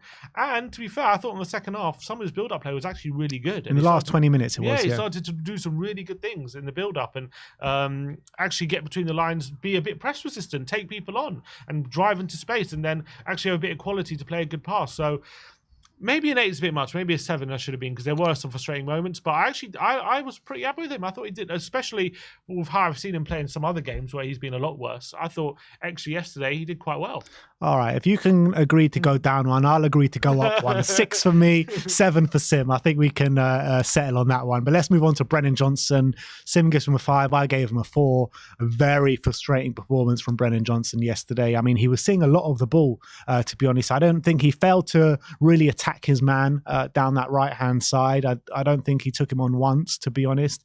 Kept losing the ball. And when he did get crosses into the box, they were terrible crosses, and he's getting a lot of criticism for his performance yesterday, and rightly so. But I'm not one that thinks, just because he's had a few bad performances that we should leave him by the wayside. I think there is a good player in there. He does have good attributes to suit this Ange Postecoglou system on that right hand side, and we've seen of him like 5 or 6 assists this season, 1 goal in the amount of appearances he's made. Is a good return, in my opinion. And I think that we need to stick with him. We need to show him the support. And look, it was just a poor performance yesterday, a bad day at the office for him. I did think having Wan-Bissaka as well on that left-hand side might have thrown him off of it, because he maybe wouldn't have expected that. And as well, I actually thought Wan-Bissaka defensively did quite well against him, like being very aggressive, making sure he was on the front foot, not letting the ball get to Brennan. Brennan did all right on a few occasions just to get to the byline, because, look, Wan-Bissaka's a tricky customer, taking him on. We know that. So the fact that Brennan was able to, get to the byline on a few occasions and beat him was quite good. But unfortunately, as you say, once he got there, his final ball was atrocious. It wasn't even like bad. It was really bad. Like, it was nowhere near anyone. Didn't even give the attackers a chance to even try and get it. And that was what really let me down. And he should have been. I actually thought as well in the last half an hour, 20 minutes. I know he took Werner off. Maybe he was lacking match practice, but I thought Brennan was the one who should have been taken off, because he was looking really leggy. He was looking really tired. It looked like he couldn't take on Wan-Bissaka anymore. Like he looked burnt out. Whereas Werner, I didn't feel like looked as burnt out as him. But look, Ange knows better than me what conditions the player is in, and he felt like Brennan should have stayed on. It really wasn't one of Brennan's finest games. And to be fair, his form of late hasn't been incredible. But look, there's still good things there, and we all know if he keeps getting to the byline, he can, and we know he can. We've seen it. He can have a good final ball. We've seen it already. How many times he set up Richarlison with his ability? So his little cutbacks. Yeah, he can do it. Just yesterday, he got it wrong every time. Unfortunately, he didn't even have one good pass. Yeah, I mean the stats read 5 dribble attempts yesterday, only 1 successful. But against Wan-Bissaka, that can happen. Yeah, and I think Ten Hag did the good job putting Wan-Bissaka swatching it. I don't think I've ever seen Wan-Bissaka play at left back. Never. Before. Yeah, I was really shocked when I saw that. Yeah. I was like, can't believe he's done that, but clearly had a plan. And then Richarlison, the last of the starting 11, 9s all round for Rishi. And we were talking about Brennan Johnson, about feeding the beast and he will score, and that is Richarlison. He keeps scoring every game that goes by. Another goal clocks up, 6 in his last 7 in all competitions. Actually, it's not the last of the 11. We've still got Timo Werner to talk about, but in terms of Richarlison, took the goal really well with their header from a corner. And it wasn't just that. I thought he was exceptional in every facet of the game. He was dropping deep, knitting the play together, being a focal point in the team. I just loved everything about Richarlison's performance yesterday. Didn't get too many sightings on goal, which I think was probably a failing of the midfield and the wingers. But everything that he was asked to do, I think he did to a really high level. Yeah, and what it was well as well, how he was pressing from the front, making a nuisance of himself. What I loved about him as well is obviously he's just getting himself about, winning corners, winning free kicks. These are things that are very valuable, especially for a striker. They go under the radar. People don't notice them, but for a striker, sometimes you can the game can pass you by. You can be anonymous, and if you're not scoring, you're not involved in the game. But yesterday, Richie was putting himself about and getting us up the pitch. And as I say, like, he was winning free kicks in dangerous areas, winning corners. And what happened? We looked to threat from set pieces. So those things were really invaluable. Obviously, he got a goal from one of those set pieces. So I thought his hold-up play was in general really, really strong. He was able to trap a ball, control it, keep it away from the defender, make it stick, bring other players into play. I can't remember too many times he was actually giving it away needlessly. He was actually able to keep the ball, whereas I felt like earlier in the season, he was just needlessly giving it away all the time and not able to help the team. He was actually hindering the team. But yesterday, I thought it was a complete 180 on that, and he was doing a really good job with the team. He's showing maybe with Son away, he needs that bit extra responsibility. Maybe he feels like it's all on me now. I need to be getting goals. I need to be doing my job for the team, and it's making him step up. And obviously, he's in great form. 6-6 in league games. I think since the start of December, no striker has scored more league goals than Richarlison. So I think that goes to show what form he is in, and I'm really proud of him because he's come a long way from even at the earlier of the season where he was really struggling for confidence and form and all the different things, and now he's scoring goals, and not just doing that, but he's actually impacted the game really positively. And apparently as well, for the first time this season, he's outscoring his XG. Wow. So maybe his finishing is starting to really improve as well. Big up to Rishi, big up to the Pigeon. I've seen a lot of people on social media and a few people in the comments now saying that was his best performance in a Spurs shirt. Do you agree? Yeah, I can't think of a better one. I can't think of it. I mean, Newcastle, we got braced, but I don't think he played better in general than he did yesterday. Yeah. I think in his overall game, I've never seen it as good as it was yesterday. Well, that's the encouraging thing as well, because we keep saying Richarlison's playing well, and the performances are progressively getting better and better. So let's hope that's not the best and the best yet to come. And now the final one of the starting 11, Timo Werner on his debut. Sim gives him a 7. I gave him a 6. With Timo, I felt like he was getting in good positions, causing a threat to Manchester United quite consistently. But where he was let down was his finishing. Surprise, surprise, as everyone was trying to tell us when he signed for us. So I think there were a couple of moments where, you have a Son there, you have maybe even a Decky there, you're looking at much higher quality. I just felt like I wanted a bit more from Timo Werner yesterday, but there were definitely encouraging signs, in my opinion, and obviously I want to keep persisting with him. I liked his energy on the pitch. I liked that he was always an option and always there, wasn't hiding or anything like that. And I think there's a lot more to come from Timo Werner, and I'm quite excited about this signing. Yeah, I thought the assist was really good. I like the way he quickly played it, cut inside, played a quick pass into Bentancur, and that gave us a really good option to go and score that equaliser. I actually thought he could have done a bit more of that. I thought a lot of the times he was getting into those positions and he wasted it a few times. Trying to get a cut back or get a shot on goal. Didn't really. He kind of went flat to deceive a lot. Obviously, his big moment came in that first half where Skip, which we didn't mention, played a beautiful pass out to him. Really great first-time ball. That was his big moment, wasn't it? One-on-one with Dalot. What can he do? And he kind of drive the shot wide, and that was frustrating. Other than that, I don't remember too many options he actually had to shoot. He had that one where he plays well over from like 30 yards. And he had one from a corner. He hooked a shot, which would have been an unbelievable goal if he got that in. So can't expect him to score that. So in terms of finishing, he only really had one moment, which he wasted. It was just like the narrative, though, like with Timo, the finishing that we've seen him at Chelsea, every shot he took yesterday was either miles over or miles wide. Yeah, and that's what happened. Maybe he's a bit rusty. But it's interesting to hear, as I say, we spoke in the preview about what he said in his interview. he said my role is to make runs and get assists. So that's the role I thought he played quite well yesterday in terms of that. Obviously, he did get an assist, and I thought his runs do cause trouble.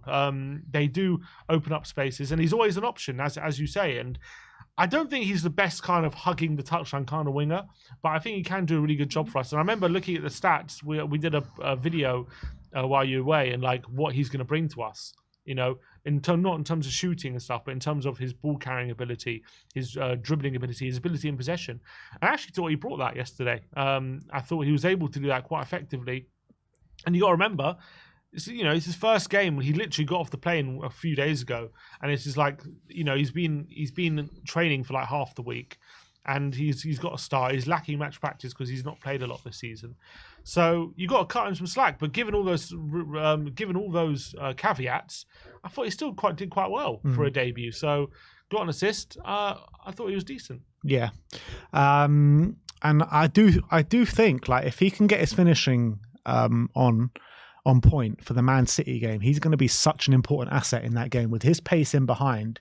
Do you reckon he can negate maybe what Son has brought us in so many times in that game? Potentially, I think in terms of that threat in behind, 100%.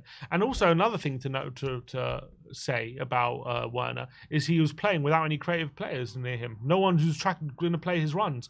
The only time Skip got him once, but there was a number of times that I remember he was in, or he was in good position and he wasn't found. They didn't look at it. They didn't find him. So maybe you get a little creative player, and they're going to love his runs. They're going to love picking him out. I promise you. Let's move on to the substitute. The only sub that we're going to rate is Brian Hill. 6s all round. He came on in the last stages of the game. He was actually getting in all right positions, but again, poor quality on the delivery, to be honest, and nothing much came from his tireless running. Yeah, I think he had one moment, or I can remember rightly, he got to the byline, cut it back, was just behind RICHARLISON, nearly found Brennan, but it was just cut out. Other than that, wasn't really able, again, to impact the game. I actually thought in build-up, when he came on, he was quite good. He was playing some good one-touch stuff with players around him. But again, as we keep saying with Hill, he looks pretty, but as soon as he gets to the moment where he has to provide a bit of quality, a good shot or a good cross, just found wanting, and it happened again yesterday. And finally, big Ange Postecoglou. Sim gives him an 8. I gave him a 7. Obviously, we didn't win the game. If we did win the game, I would have given him an 8 or 9, but we didn't. But I don't think it was any fault to his own. I think he dealt with all the situations, all the problems that came our way this week to a really high level. A lot of players going down with sickness midweek. A lot of people not training. Timo Werner just coming in straight off the plane. Mickey van de Ven and Coutinho Romero playing their first game back from injuries. Romero hardly training. Van de Ven playing his first game since that Chelsea game ages ago. So I think he had a lot of problems to contend with this game, Ange Postecoglou. We did get out of there with a draw. I was a bit disappointed that we didn't win the game because I thought with the amount of possession and time we had on the ball that we could have gone on and win that game if we just showed a bit more of creative intent. But with the players that we had on the pitch, it was very hard to do so. So I think Ange did really well with what was available to him yesterday. Yeah, I think so. Considering our midfield three and our front three, to get the performance out of him that he did, I thought was pretty impressive. And I thought we played some really lovely football at times, some really good build-up play at times, and we still stuck to our principles. And even though we had by far an ideal lineup on the pitch, we were still playing much better football than the opposition. We still outplayed them. And yes, we lacked chances, maybe real quality chances created because of that lack of creativity, because they weren't available. But credit to Ange for getting that kind of performance out of the team that he had available. And we were going right to the end. Yes, we were running on fumes at the end, but everyone was battening down the hatches and fighting for that point at the end of the game. And I felt like he was hamstrung by who he had available to him, but I thought he did as good a job as he could. And if it was a different day, we could have won that game. I think we deserved to win the game. And I think Ange is a big part of that, so I give him a lot of credit. All right, well, that is the player ratings from the 2-2 draw at Old Trafford yesterday. let's move on to the 5 takeaways, where we're going to take a look at the Manchester United game and see what 5 things we can take away from the game. Starting off with number 1, and that is Timo's debut. Yeah, and I thought it was a promising debut from Timo Werner. Obviously, didn't get on the score sheet, did get himself an assist. It was the first time we saw him in a Spurs shirt. The one thing I would say I was a bit disappointed at is maybe off the ball. I expected a bit more from him in terms of his high pressing ability and ability to make a nuisance of himself. He didn't get any tackles or anything like that, and won 0 of 6 ground duels. So definitely something to work on for Timo. But in terms of going forward, obviously got an assist, had 5 shots on the day, 3 shots off target, and 2 of them were blocked. Was causing problems when he found himself on that left-hand side, and when he was one-on-one with the defender. They didn't seem totally comfortable at any moment. So I thought he looked good, but definitely a lot to improve on for Timo. Yeah. I think I do like Timo. I just felt like his finishing just played into a narrative yesterday of what we knew about him before the game from his time at Chelsea. And I back Ange to really find, maybe not the amount of goals that he scored at Leipzig the first time round, but I back Ange to find a use for him in the system. And I think that he is a good fit for the system with his pace, with his running in behind. And with one game, you can't really judge him on one game, his first game of football in so many months, not getting anywhere near enough football at Leipzig this year. No creative players. No creative, so many different elements that you can talk about why Timo Werner wouldn't have played well yesterday. But I don't think he had the worst game in the world. I don't think he had the best game in the world. I think it was a competent display, to be honest. Got an assist for the second goal. But you do feel that if Son was playing in that position, we would have won the game. But I also feel there's more to come with Timo. 100%. There's more. 100%. I think he can offer a lot more. 100%. I completely agree with that. And I think the best is yet to come for Timo. But from a starting point, I don't think it was too bad yesterday for Timo. So I'm excited to see what's going to come with him. But let's move on to the second takeaway, and that is Bentancur in the 8. Yeah, and that's the first time we've seen him under Ange in that 8 kind of position, because he's usually played in the 6 since he's come back from injury, and it was really encouraging. I felt throughout the game. Not only was he good on the ball, obviously he got himself a really good goal, that late run in the penalty area. And you got to remember last season, he scored how many goals? He scored 5 goals, 6 goals, and got 4 assists. So he showed his ability to help with the goal contributions, and he showed yesterday. That was his first goal of the season, but he has that ability to do that. So I think him in the 8 can definitely be a position he uses going forward. But also, if you look at his heat map, we don't have a graphic of it, but if you look at his heat map, he very much was helping cover for Pedro Porro as well during that game, and that allowed Pedro Porro to show the best of his creativity, which is I think Pedro had a good game. So I think Rodrigo, I want to see more of him in this position. I want to see more of him getting in those attacking positions where he's able to get on the score sheet and get in the box as well. And that was really, really promising.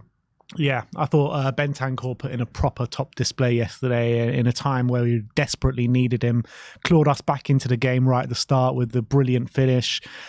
Great work defensively, like you said, covering for Pedro Porro. But I thought he did some good covering for Mickey van der Ven yesterday as well, in times when Mickey kind of was left a bit wanting, with a bit of rust creeping into his game after so long out. And he was controlling the game, especially in that second half from that centre of the park. So great to see Bentancur back, because, in the first couple of games, he wasn't like the Bentancur that we've seen probably earlier on in, when before the injuries and stuff. And even in that game against Aston Villa in that first half before he got that injury, he was absolutely sublime.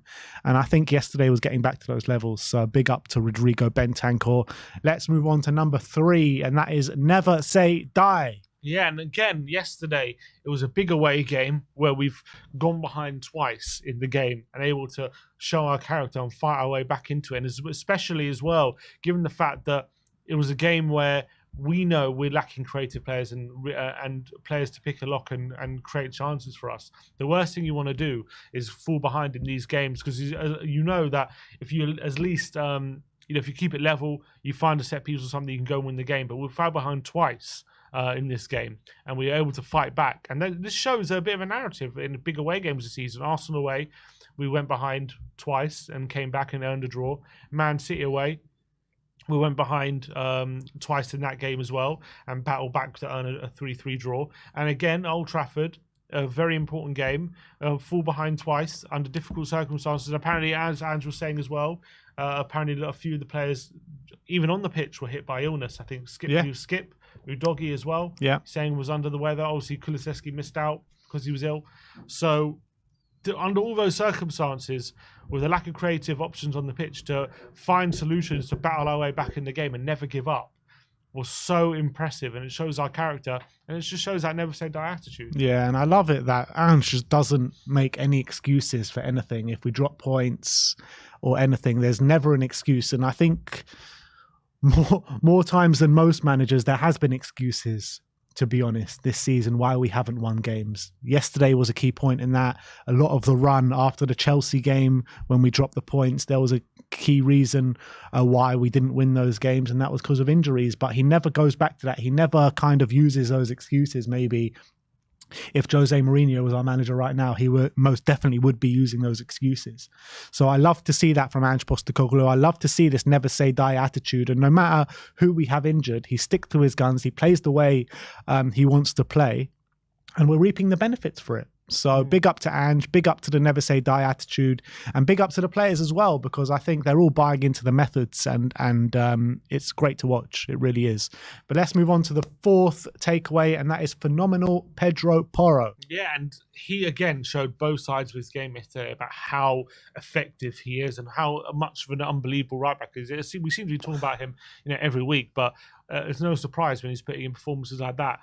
Like if you're talking about his attacking stats, he had 5 key passes on the day, more than anyone else on the pitch. Obviously, got his assist, 2 out of 2 dribbles completed, had 1 shot on target as well, completed 4 of his 7 long passes and 5 of his 20 crosses. But if you're looking at defensively as well, 3 interceptions, 4 tackles, 3 clearances, 1 block shot, and won 7 of his 12 ground duels as well. So I think it also goes to show how effective he is when it comes to defensively. Even though he did have his struggles early on, once he settled in the game and we found our way and started to control the game, defensively he started to be really effective. And offensively, we all know how effective he can be. And again, the stats bear that out with 5 key passes, how many chances he's creating. And his heat map as well is, it's really interesting to look at if you get a chance. He's like literally the majority of it is in the Man United half, like a midfielder. So I was wondering this as well. Is there any part of you that if we yesterday, there was one part of me that was feeling, with our lack of creativity, why not put Emerson at right back and put Porro midfield? Could that have worked? Yeah, there's definitely a case for it. We are utilising his creativity at right back, inverting into that central midfield role anyway. But maybe if you get him on that right side of midfield and have Emerson at right back, you can utilise it even more. There's definitely a big case for it, 100%. And maybe it's something that we should look at if these injuries keep plaguing us. But when you're looking at it, Maddison's nearly back. That time has probably been and gone if we were going to use it, to be honest. So I was thinking during the game, you're talking about yesterday specifically, specifically during the game, because we had that lack of creativity in the midfield. Maybe put Porro there. Yeah, it would have been. It probably would have won us the game if we did that. To be honest, just put Emerson there. He can just be solid at right back, just be defensive, handle Rashford, and just allow Porro to use his best skill set. Do you reckon there's a case that he could maybe morph into a centre mid later on in his career, like maybe Trent is kind of doing? Potentially, I think there's a good case. I'm impressed that he's really adapting well defensively, and he is really doing well on that facet, and he's improving. So this isn't to say he's bad at that. I don't think it's his. So obviously, I don't think it's his main attribute. His best attributes are his ball playing ability, his passing, his vision. And maybe that can be better utilised in midfield. I don't know. That's something to think about. I've been so impressed with how he's been able to adapt, because you think about back to last season when he was wing back. I never thought he would be able to have that. He would be this kind of player who has kind of I don't know how to describe maybe the patience in the centre. Because last season, right, he was just Mm. 100 miles an hour down that right wing. I'm getting to the byline kind of player, right? I thought that was the kind of player he was, but he's shown he's the kind of player who can have that control midfield, can pass or move, play 1-2s, have the vision, be patient with his passing as well. So maybe that to me, that shows elements that maybe he can like develop into a midfield player potentially like Trent. It feels like we bought him as a wing back, right? Under Conte, we bought him as a wing back where he was playing the majority of his football for Lisbon last season and the previous seasons. And he's never played right back in full back, and he's never played an inverted role before. But it seems as though like this is the best role for him. It's mad, isn't it? Yeah, 100%. And I think we're really getting the best out of him because we're unlocking what I thought last season was his best attribute was his crossing, but now 100% is passing. Agreed. And 7 assists this season so far, the most of a defender out of everyone in Europe. And you're talking about the high quality of defenders they have in Europe: Trent Alexander-Arnold and Theo Hernandez and all these kind of people. He's mixing it with the best. Definitely, and he's well up there with his quality. I really believe that. And let's move on to the fifth and final takeaway, and that is in touching distance. Yeah, so despite not getting the win, we are still in touching distance and definitely that top 4 fight. In terms of top of the league, we are now 5 points behind first, but they do have a game in hand. So all rests on basically how Liverpool, I think, played Bournemouth, how they get on in that game. We did move level on points of Arsenal, actually, yesterday, didn't we? Yeah. But they have a game in hand against Crystal Palace at home. But the big thing Which is no given the way they're going at the moment. Yeah, that's definitely true. Obviously, the big thing, Villa dropping points as well. So thankfully... It's a missed opportunity. It was a missed opportunity to maybe go level on points with them or 1 point behind them, I think it would have been, if we would have won. Yeah, we're 3 points behind them. 1 point behind them. So, bit of a missed opportunity, but they had, obviously, Everton away, we had United away. I think there's a point there, but it just keeps us in there in the fight. But what's really crucial, you look at the table and the gap maybe, I know it's only a point, but we're now like 11 points away from Newcastle. We're Newcastle in 10th. Yeah, in 10th. They're really struggling at the moment. I think, again, Man United, we're, 8 points away from them now. West Ham, to be fair, they're only 6 points with a game in hand now. So I don't know who they play, but they really do have an opportunity to close that gap. But it is between us and that like top 4, like we're well in that fight, and just keeps us in touching distance there in terms of the table. West Ham got Sheffield United away, but they're missing Kudus, they're missing the front three, Bowen potentially. Bowen, I think, will probably be back, but they could be missing him. They're missing Paquetá for a long time, so I'm not sure I'm not worried about West Ham, to be honest. But look, that is our fifth and final takeaway. Let us know in the comment section below your thoughts regarding the takeaways. If you have any others that we haven't spoken about, put them in the comment section below.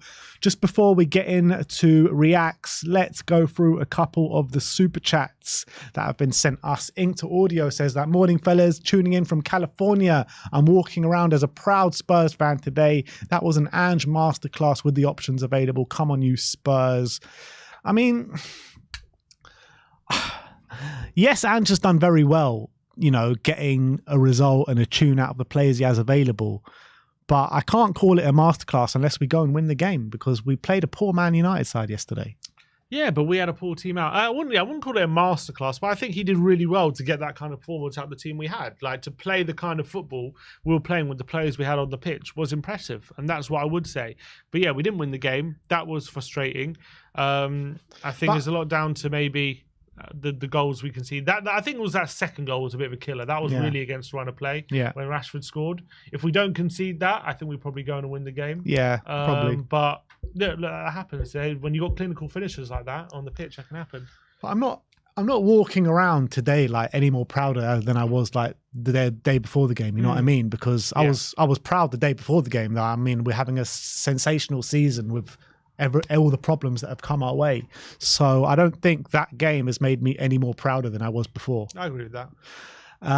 Phil P saying, Ben, congrats on your new signing. Woo!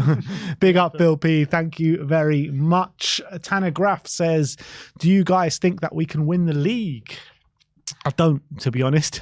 I think if we can stay in touching distance of the top by the time Sonny and Co come back from their international duties, I think that, we can stay in a title race. But you're looking at Man City right now with De Bruyne coming back, what he did on the weekend, Erling Haaland as well, yet to come back. You're looking at Man City. I actually think Man City might go on and storm this league now. I don't know if they'll storm it, but I think they're definitely going to. I think they're obviously going to win it, probably. I think, look, Liverpool, you still got to give Liverpool credit because one defeat this whole season. Yeah. You know what I mean? True. They've been very consistent. I actually think we've got a good chance of top 3, though. Yeah, I agree with that. I think we can finish 3rd this season. But I think next season is our year. Next season is our year. If we can keep everyone fit and start the season like we started it this season and just keep that run going and just keep everyone fit. But keeping everyone fit in Tottenham don't really go in the same sentence, unfortunately, which is very frustrating. Another super chat here saying Johnson is awful. We should have gone for Bakayoko. I love Bakayoko. I think he would have been a better option than Brennan Johnson, to be honest. But we've been struggling with the UK, the English English quota. So I think that's another reason why we signed Brennan Johnson. And on top of, I think he is a good player and I think he will come good eventually. And I think that the return that he has given us so far with 5 or 6 assists and a goal is not a bad return at all. Yeah, I mean, what I would say, but I wouldn't use the fact of maybe we should have a winger like Bakayoko to beat a stick with Johnson or over. But what I would say is 100%. Like, we need a winger who's very good at dribbling, and even with Werner through the door, we still don't have that. That isn't what we've got, and that's a bit frustrating. So, I think it's a good point. We need a winger like Bakayoko in the team, just as an option, because at the moment our wingers, they're fast and they can, they're good. But if we had a player who's like really good at taking someone on, like, then I think that would unlock another element to this team. All right. Those are the super chats. Let's get into reacts and see how the internet did react to the game yesterday. We're going to start off with the Spurs web, and this is a reaction of Radu Dragusin's brother. Look at look how proud he is, literally about to cry. It touches my heart. This is about when Radu Dragusin came on yesterday. He actually looks a lot like him, to be fair. Yeah, I was wondering, is this just a random guy they're saying it's his brother? Spurs, or I think it was actually tweeted out by Spurs. So right. I think his brother also did an Instagram post saying so proud of to see my brother make his debut or something like that. So you can see that pride bursting out. What is he? Is he a shop owner? What's he doing? Is he? Looks like he's working behind a bar. Yeah. A gyro, but is that the Greek food? It looks like it. Yeah. Huh? Kebab shop. I hope he must be the owner, I'm thinking. But he looks very, very proud, and it's really lovely. I love moments like that. Absolutely. Next up, we've got the Spurs feed saying Sonny supporting the lads that he was watching from Qatar. Obviously, Sonny played today in the South Korea's 3-1 win, getting their Asia Cup off to a really good start. And yesterday, he was looking like in his hotel room, watching the boys and supporting the boys from afar, which you don't expect anything less from Sonny, do you? Yeah, on beIN Sports, I can see. It's funny when play for some reason, I don't know what it is, but a lot of the times these players are watching games when they're injured from home and they're watching it on dodgy streams. I don't understand why. I'm sure this is beIN Sports, like, legit. But I was like, can you not afford Sky Sports? You're a Premier League footballer. It's like ridiculous. Spurs pictures that go hard. This was when RICHARLISON scored yesterday. Great pick. Really is a great pick. Look at the faces on those Man United players not knowing what to do when the pigeon comes to play. I love that look from Rashford. I'm not this shit again. I love it. I absolutely love it. Out of context football. I don't know what this one's about. It's just that was after Bentancur scored. That was Onana. It's just a funny bit. What was he doing? YMCA. He's lifting up weights. He's doing a workout mid game. Love it. Love it. Fuad says missing Kulu, Son, Madasar, and Basuma, and still been able to look comfortable away from home. I don't think Ange has got the credit he deserves for the way he's managed to keep the team ticking despite all the injury suspensions and players away, principles of play. And that's kind of what we were alluding to in what we were saying previously. So big up to Ange Postecoglou. Yeah, Fuad has got that absolutely spot on. I think he's summed up perfectly there. Craig Pankhurst showing a picture of you two at the game yesterday. Good to stand with Simo. I've never seen anyone call you Simo before, but new nickname for you, Sim. With Simo from We Are Tottenham TV at the match. A decent result and some very good performances. Amazing to see injured players back on the pitch and to see two new lads make their debut come on you Spurs. You sat with them, did you? I did. I stood next to him, I should say. Really great company. Really good chat throughout the game. And I have to say, the atmosphere was brilliant yesterday. The I had it on fans TV, were yeah. really, really good throughout the whole game. Really loud. Never stopped singing. So it was actually a really good away day. I heard a really good rendition of Glory, Glory, Hallelujah yesterday. Yeah, that was really nice as well. Spurs were on top form, the fans. Fans were on top form. As always. Uncomfy podcast conversations here from Telasso THFC. Nope.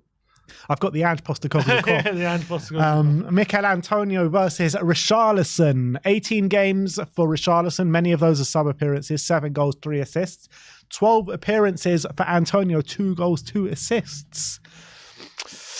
It's a bit of an uncomfortable conversation. Maybe we should start talking about it on our podcast and start laughing at Antonio. Who's laughing now? Same man with Wilson as well. He's got more goals and assists than Wilson as well. Yeah, Wilson's got 7 goals, so it's matched in goals, but 1 assist for Wilson, 3 for Richarlison. So I hope they bring that up on their podcast. They definitely should.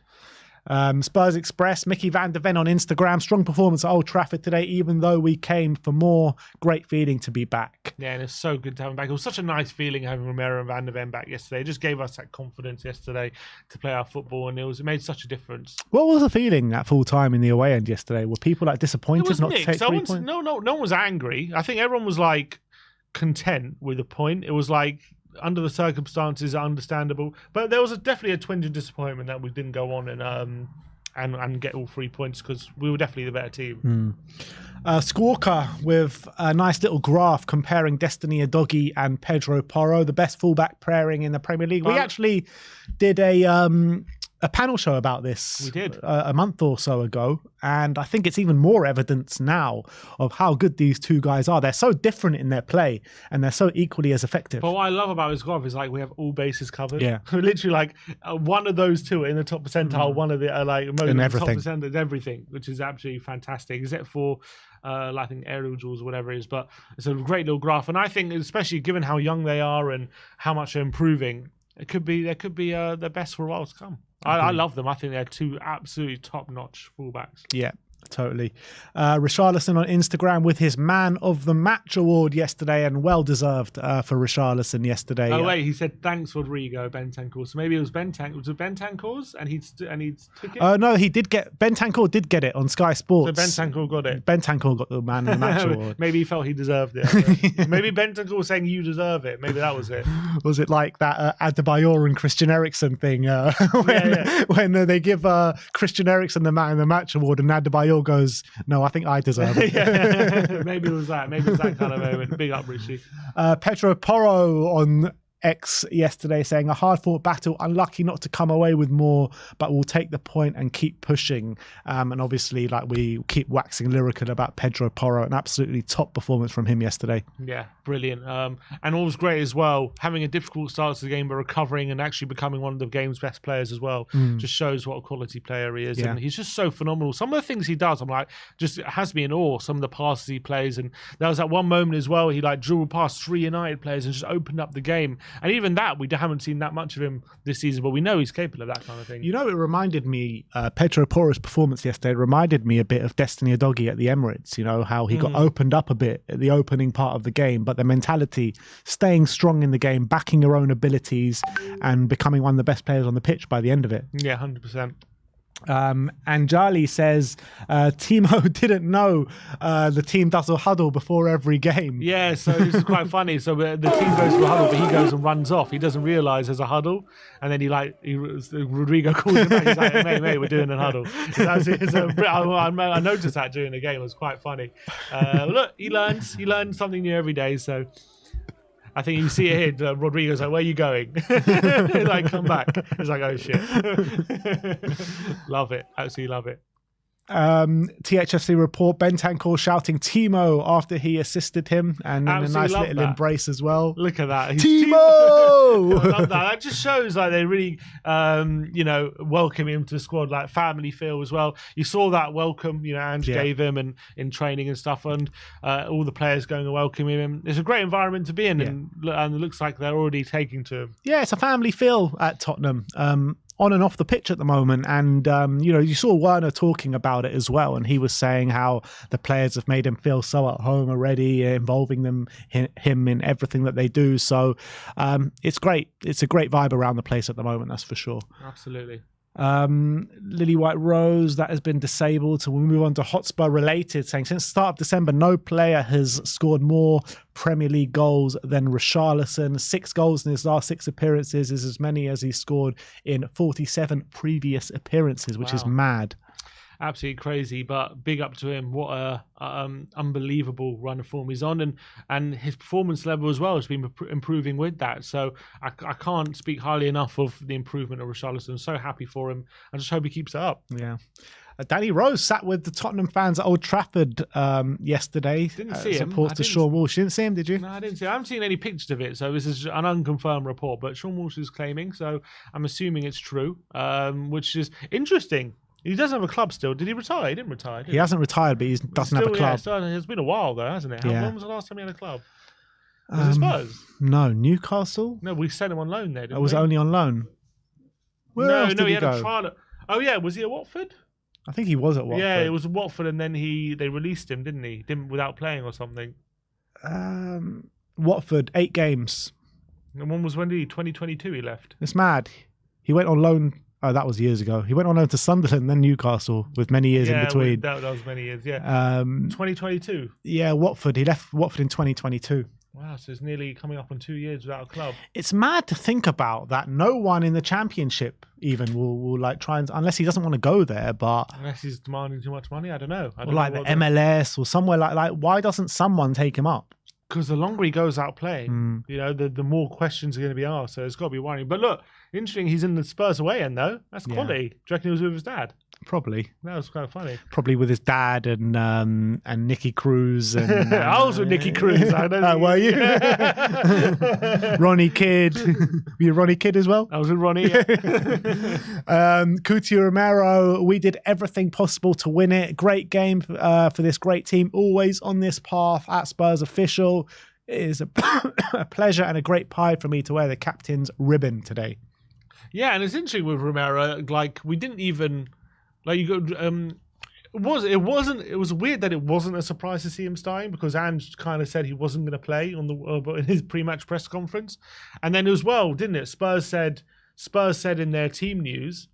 So what happened was on Friday in the preview, Spurs had a team news thing on their website, and then Ange spoke on the press conference, and on the team news thing on their website, it says Romero continues to be a long-term absentee in the text, and then Ange said.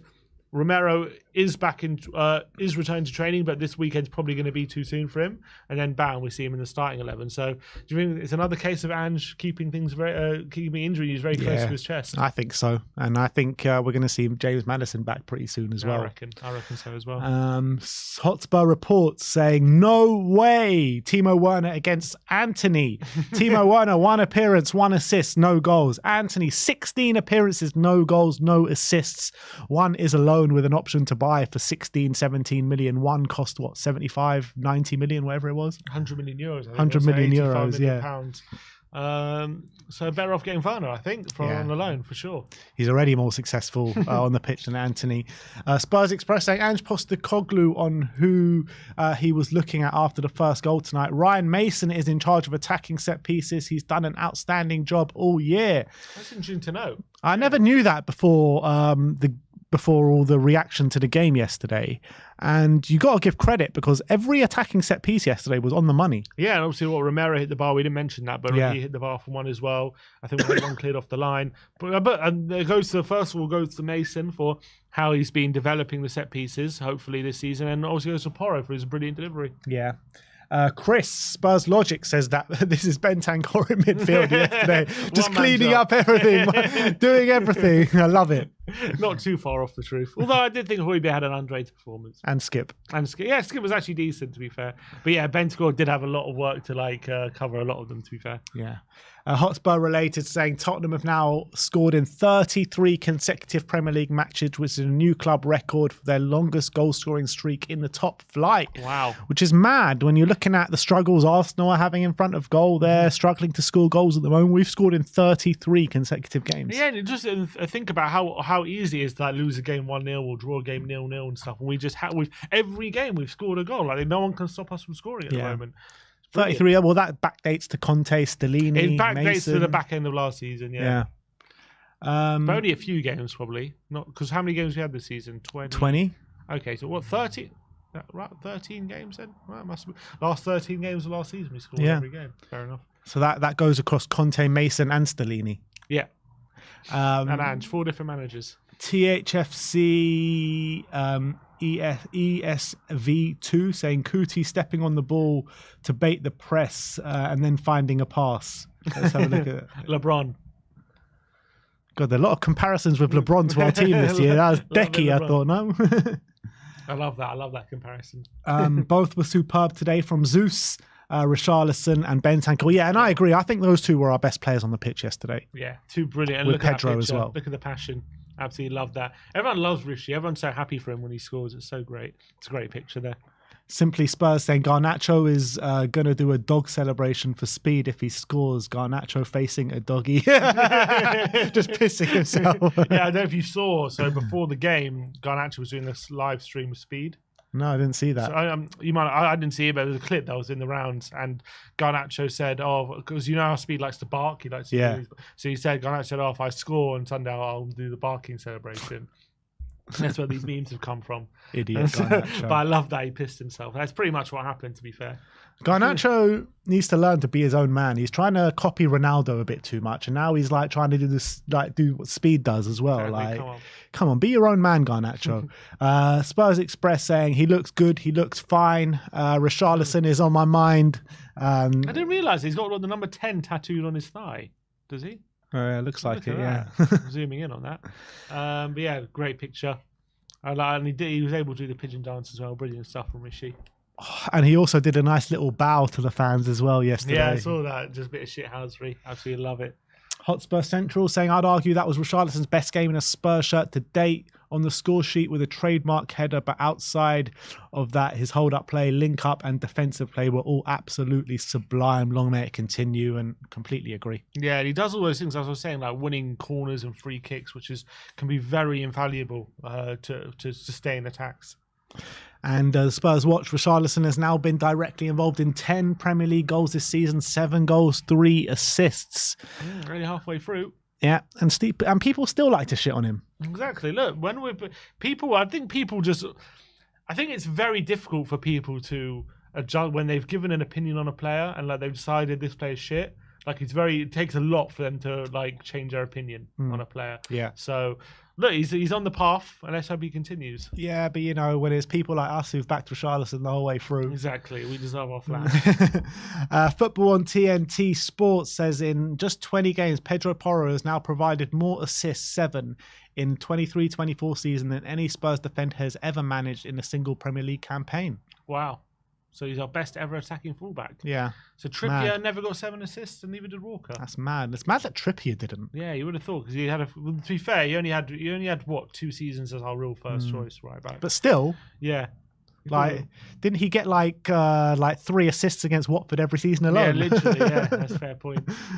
Tom Garrett says Bentancur is some player. He's so underrated in my opinion. And big up. I was saying to the guy I was watching the game with, like, I think Bentancur is our best midfielder at the football club. And that is some high praise, because I think all our midfielders, when you look at Sarr, Bissouma, Maddison, like Maddison I put in a different category because I see him more as like an attacking midfielder. I'm talking about just our like out and out midfielders. I think he's the best one at the club. I agree. And we've been without him for most of the season. And now it feels like he's never been away the way he's been playing. Billy T, Porro, Bentancur and Richarlison superb. Not going to get on Johnson's neck because he is a young guy who has to improve and hopefully will. Kulu will play their next game in my opinion. I know, it's a difficult one. Because against City, do you want someone like Johnson there, with that pace to really stretch him? Kulu loves against City as well. Yeah, first of all, Kulu loves against City. So it's a decision to make. Do you want Kulu midfield? If Maddison's back, is there room for Kulu midfield? Probably not.